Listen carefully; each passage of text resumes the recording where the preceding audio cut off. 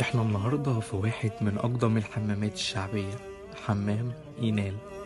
أنشأه الملك الأشرف إينال، وإينال يعني شعاع القمر. طلع من الحمام مثالين بنقولهم لحد دلوقتي: اللي اختشوا ماتوا، ودخول الحمام مش زي يخرجوا. ايه بقى حكاية اللي اختشوا ماتوا؟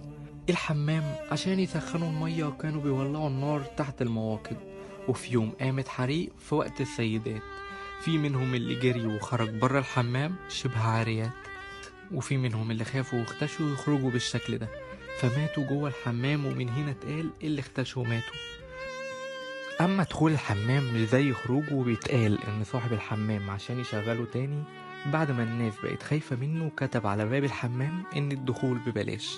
الناس صدقت، بس المفاجأة بعد ما دخلوا وخدوا راحتهم الراجل ياخد هدومهم ويخبيها.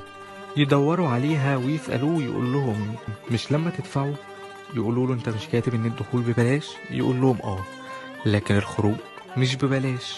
ومن هنا بقى اتقال دخول الحمام مش زي خروجه.